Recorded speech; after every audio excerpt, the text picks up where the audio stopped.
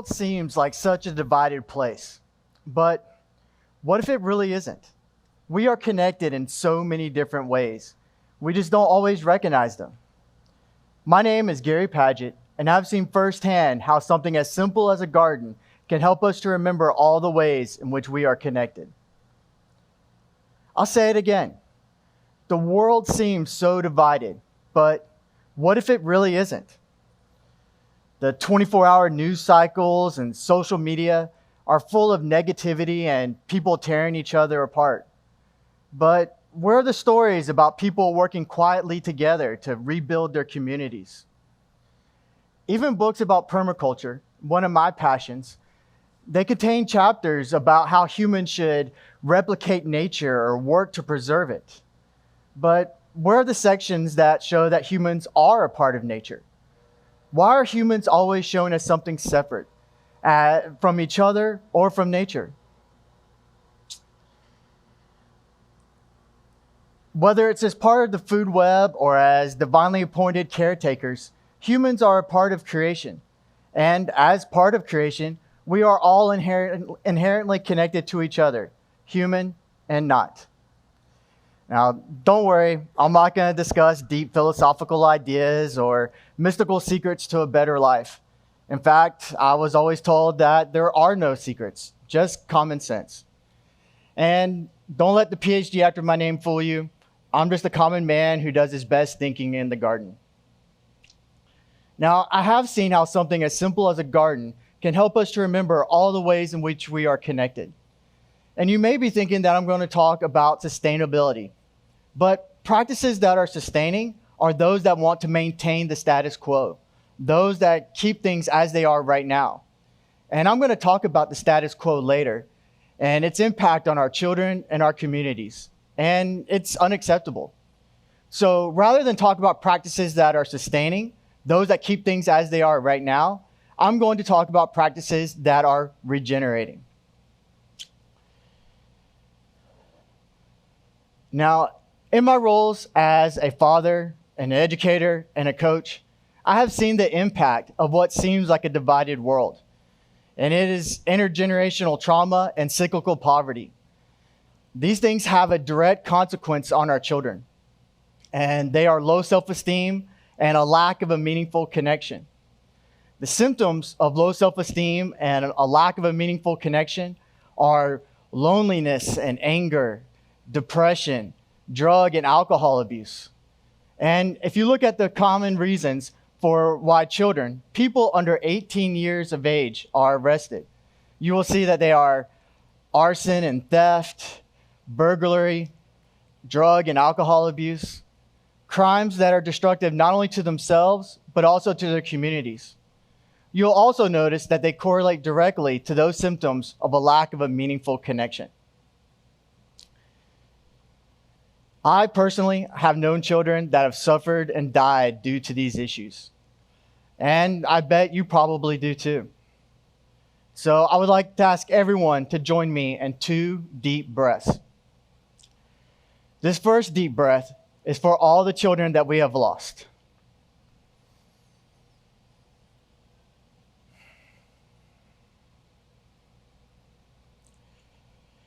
Now, this second deep breath is for everybody listening to this talk, because the loss of any child to these issues is a loss suffered by each one of us.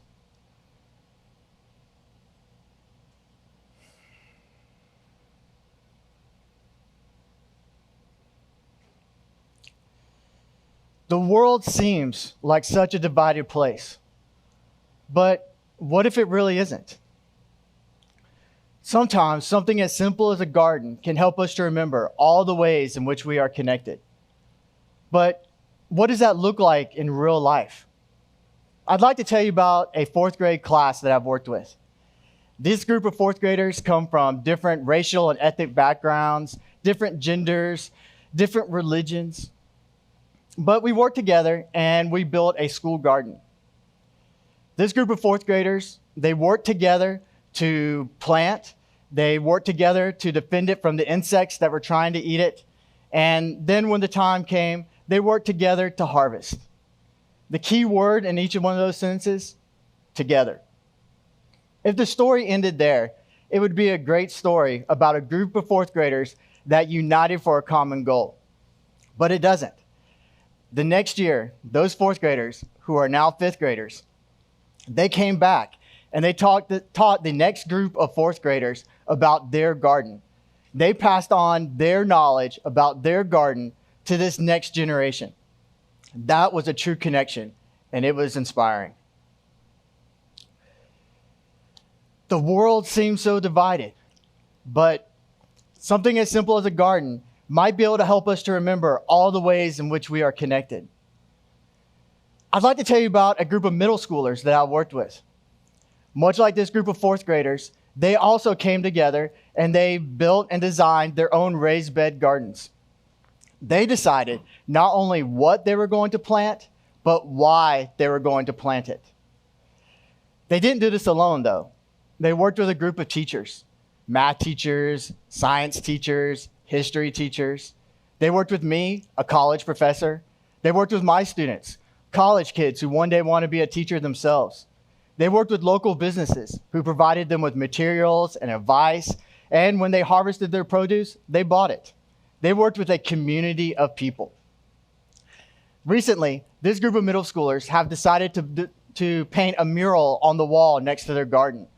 And this mural is going to depict them and their place within the school and within the community, within the world.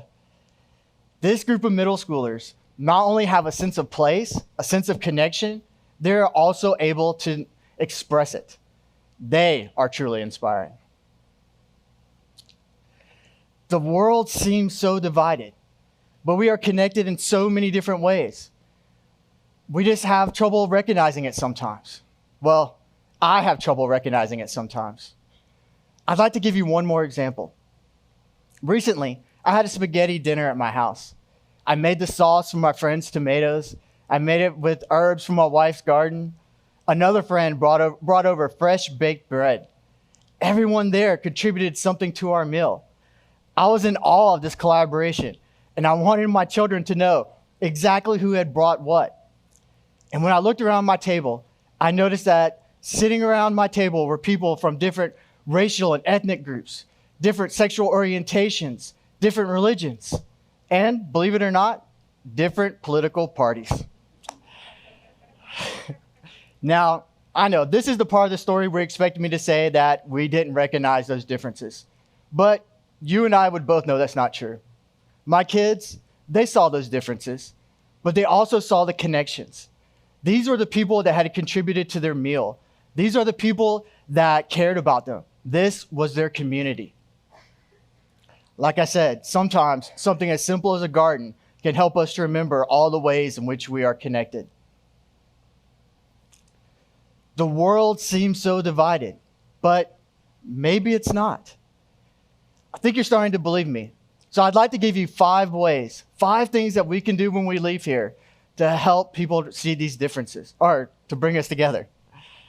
Number 1, remember and become aware. The labels that divide us are devised by us. If you are unaware of these connections, please search them out. Number 2, if you have gardening or agricultural expertise, share it with the next generation. Even if you don't know how to garden, the best people to teach our youth is you. This is the way to connect them to our communities. Number 3, maybe you don't know how to teach. Support STEM and STEAM programs. Those that support science and technology, engineering, art, and math. Studies show that when curriculums are interrelated, students retain it better. Better grades lead to a sense of place and higher self-esteem. Number 4, buy local.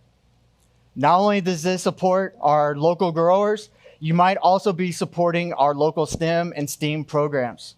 This is how you can help support our school gardens. And number 5, teach your children where their food comes from. This not only supports our local growers, but it helps our children to understand where their food comes from and helps them to develop a sense of connection to the place in which they live. The world seems so divided, but it really isn't. We are connected in so many different ways.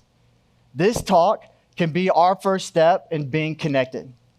I thank each of you for your time, and I look forward to working with you to make this world more connected. Thank you.